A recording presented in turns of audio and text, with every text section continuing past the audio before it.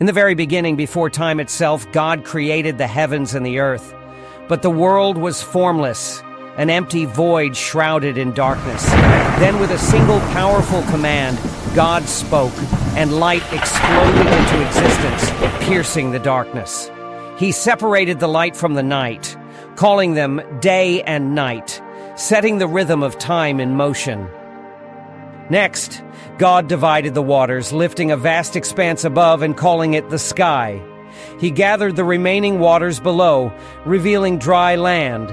He named them sea and earth, shaping the world into something breathtaking. But the land was bare, so God covered it with lush greenery, towering trees, soft grass, and vibrant flowers of every kind.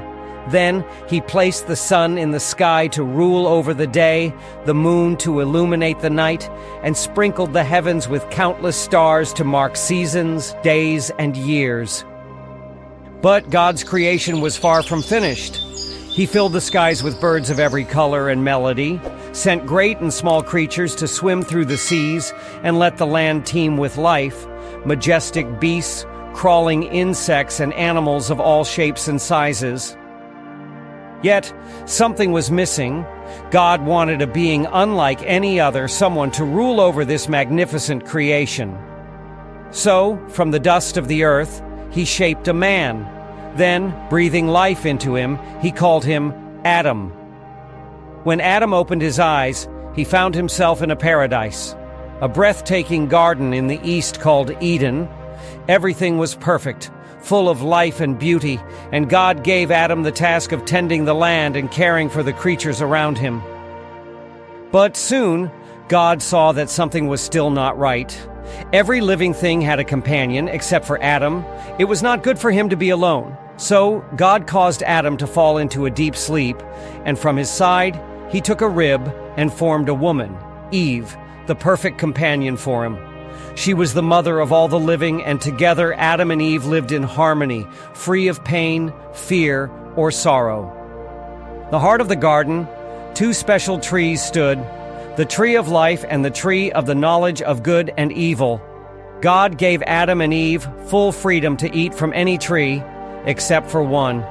Do not eat from the tree of the knowledge of good and evil, God warned, for on the day you do, you will surely die. For a time they lived in peace, until one fateful day a cunning serpent, the most deceptive of all creatures, slithered up to Eve. With smooth words, it whispered a dangerous thought. Did God really say you couldn't eat from any tree? I've hesitated, but the serpent continued. God doesn't want you to eat it, because he knows that when you do, your eyes will be opened, and you will be like him, knowing good and evil. Eve looked at the forbidden fruit. It was beautiful, tempting, and the serpent's words stirred a longing inside her. She reached out, plucked the fruit, and took a bite. Then she handed it to Adam, and he ate too. At that very moment, their eyes were opened, and with it came the crushing weight of guilt and shame. They looked at each other and, for the first time, felt exposed. Desperate to hide their nakedness, they covered themselves with fig leaves and ran to hide among the trees. Then they heard it, the sound of God walking through the garden. His presence, once comforting, now filled them with fear. Adam, where are you? God called. Trembling, Adam stepped forward. I was afraid because I was naked, so I hid. Who told you that you were naked? God asked.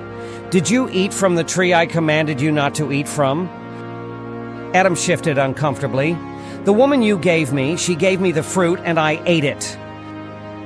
God turned to Eve. What have you done? Eve lowered her head. The serpent tricked me and I ate. Sorrow and disappointment filled God's heart. Their disobedience had changed everything. Sin had entered the world, bringing suffering, pain, and separation from him.